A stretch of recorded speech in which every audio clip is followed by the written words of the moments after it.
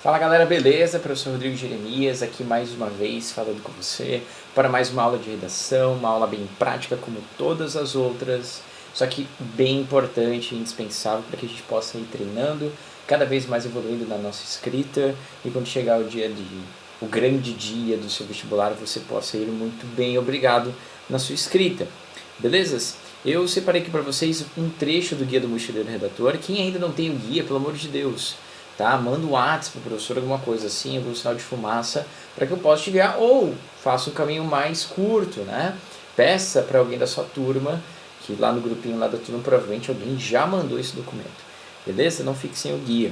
Então vamos aproveitar aqui do Guia do Mochileiro Redator, estou na página 10, especificamente aonde fala, no local onde fala guia de introdução, certo?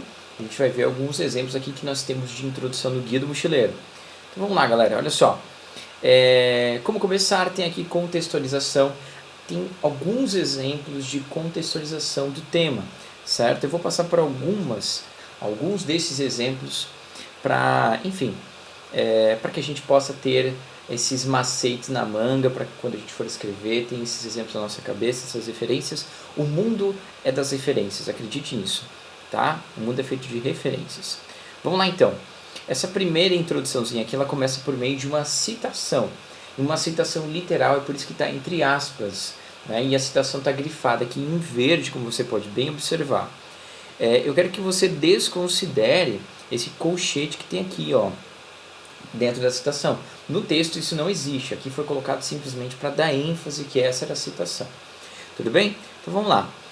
Aqui diz o seguinte: progresso roda constantemente sobre duas engrenagens, faz andar uma coisa, esmagando sempre alguém. Então, isso é um conceito de progresso, certo? Quem falou isso?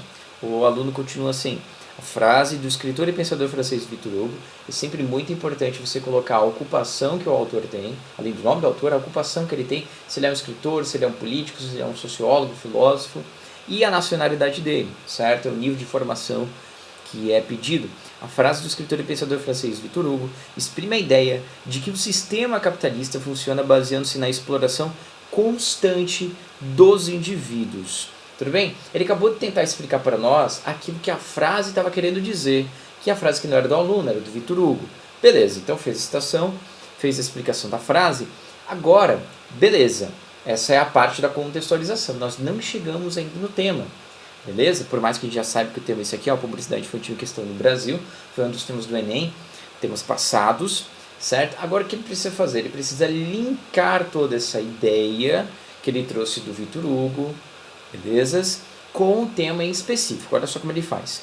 Analisando esse conceito atrelado à conjuntura atual, nota-se que a publicidade direcionada às crianças, olha só, está aqui o tema no meio, no Brasil, possui um caráter predatório, funcionando como meio de criação de futuros consumistas e explorando a relativa facilidade de se persuadir uma criança através do uso de elementos do universo infantil. Belezas. O que eu quero enfatizar aqui para você é a citação, é a contextualização. Veja bem, ele colocou uma citação que tinha tudo a ver com o tema publicidade, certo? Mas não era um tema voltado para publicidade infantil, não era, mas falava de um modus operandi, digamos assim, do sistema capitalista que se baseia na exploração, certo?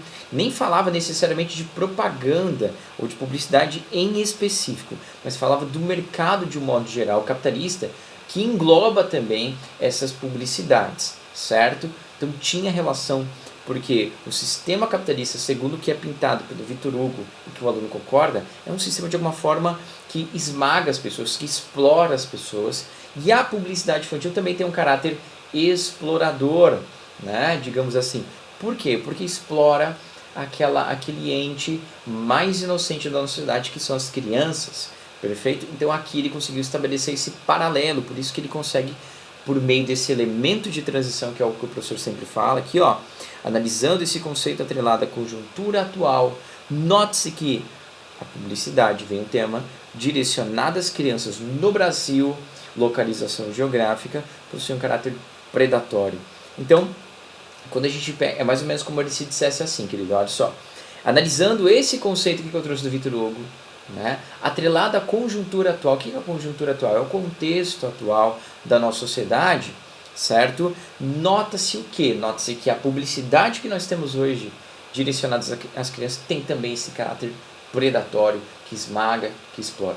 Beleza? Assim que ele conseguiu juntar todas as coisas. É um raciocínio simples, nem tanto, né? É um raciocínio um pouco mais complexo. Então você tem que, na hora que você for escrever, você tem que saber o que você está fazendo com aquela citação. Tem gente que coloca a citação à torta e à direita e não adianta, né? Tem aluno que vai lá, acha que é legal colocar uma citação no começo da introdução, mas não consegue relacionar tão bem as ideias. Ou as ideias não têm necessariamente tanta relação assim com o tema, ele não consegue dar conta de relacionar com o tema e não dá certo. Fica uma coisa lá, uma citação de um autor incrível, mas o texto fica pobre mesmo assim. Beleza? Então cuida com isso. Beleza. Aqui no próximo exemplo, de uma outra contextualização que também começa por meio de citação, ela diz o seguinte, ela traz uma frase do Rui Barbosa, olha só como é que fica. A palavra é instrumento irresistível da busca pela liberdade. Muito bem, ele colocou que a palavra é instrumento e atrelou isso como sendo uma busca pela liberdade, certo? Beleza, lembrando que o tema é publicidade infantil em questão do Brasil. Olha como é que ele continua. Afirmou Rui Barbosa, ele colocou uma vírgula, dessa vez ele não colocou ponto, que nem o outro aluno, colocou uma vírgula e continuou a frase. Afirmou Rui Barbosa em relação ao direito de expressão.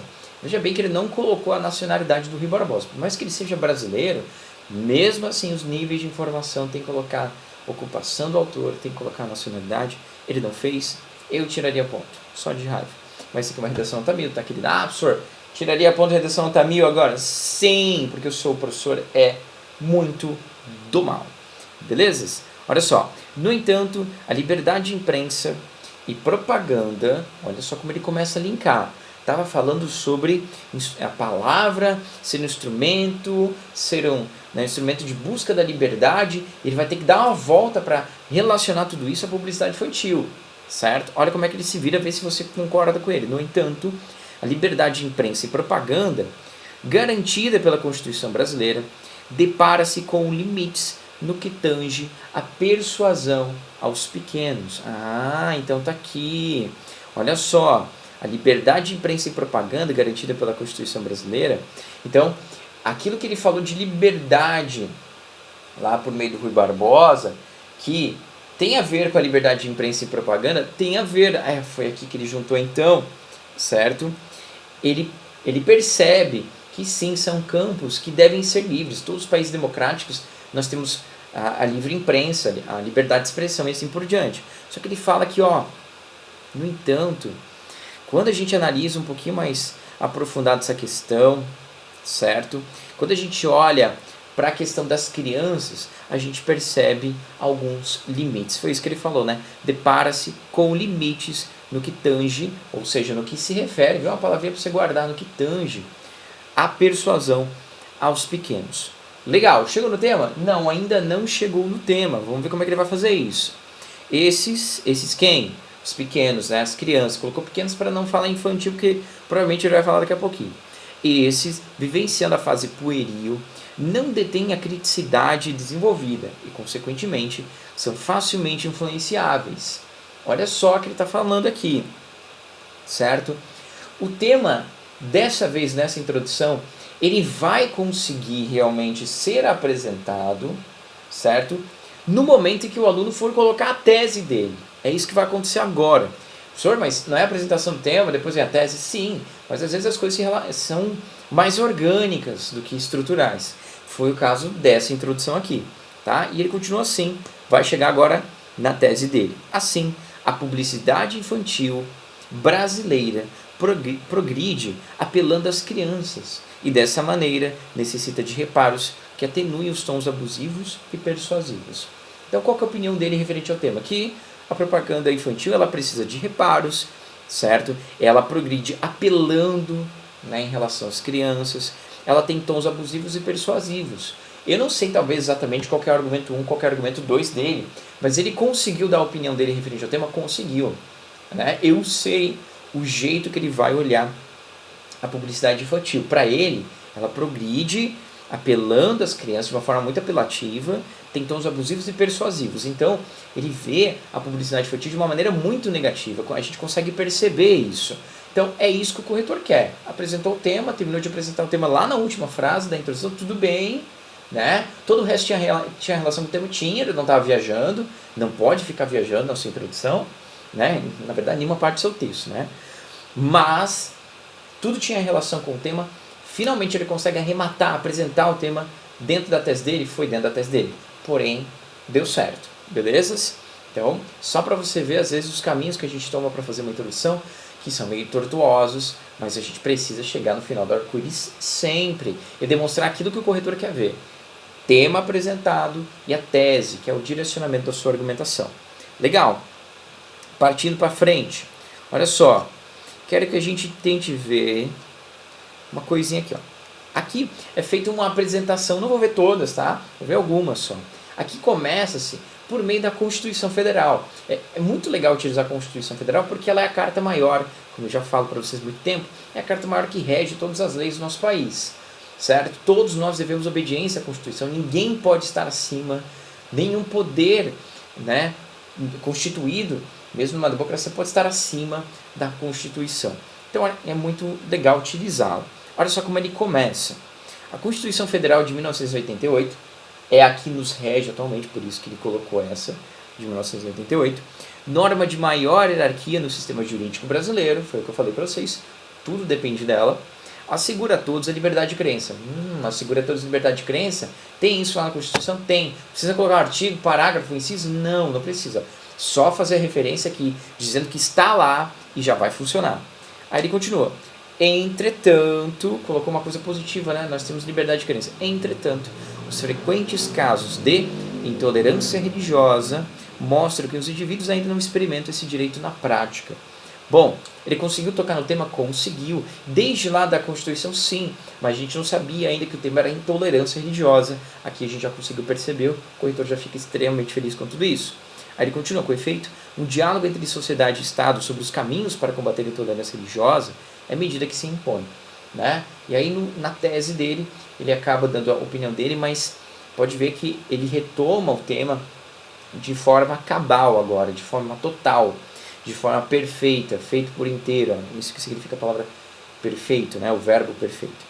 Então, beleza. Tá aqui, ó, caminhos para combater a intolerância religiosa. A frase tema apareceu no meio da introdução. É como o professor gosta que vocês façam. Senhoras e senhores, depois vocês podem acompanhar outras formas de alusão que nós temos aqui na introdução no Guia do Mochileiro Redator. Tem guias de introdução, desenvolvimento, conclusão. Estou mostrando uma partezinha só aqui do guia para vocês.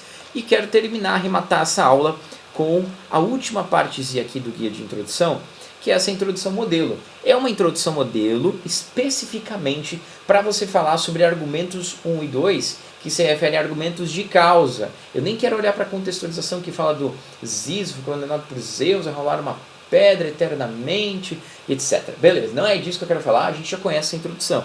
Eu quero te mostrar que a tese que é utilizada nessa introdução ela é uma tese genérica, porque você pode utilizar para qualquer outro tema. Olha lá, nesse contexto, essa é a tese dele, tá? O professor destacou aqui, ó, no guia, mas ela está aqui, né? Beleza. Aí o professor colocou aqui, ó, só para te demonstrar o quanto ela serve para qualquer tema. Nesse contexto, não há dúvidas de que tema por extenso, é a frase tema que você vai encaixar ali. Professor, você está falando que isso é um gabarito, é uma estrutura fixa que eu posso utilizar quando eu quero falar argumentos 1 e 2, que são argumentos de causa? Sim, querida, é exatamente isso.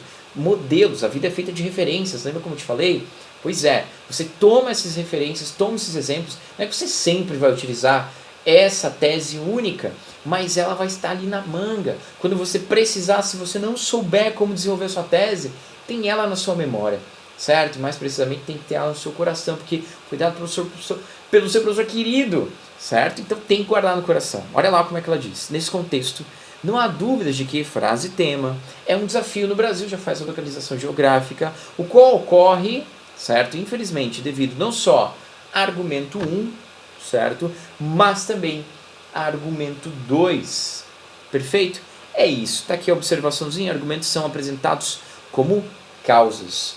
Senhoras e senhores, era isso que o professor queria passar para vocês. certo? Dentro em breve a gente vai fazer mais atividades, você vai me entregar coisas para fazer. Essa aqui só foi mais uma aula explicativa, mais uns caminhos para você ficar cada vez mais alinhados, né? Para vocês ficarem cada vez mais alinhados com a forma de escrita, como é que se faz redação e assim por diante. Beleza? Era isso. Beijos, abraços, fiquem com Deus e bons estudos.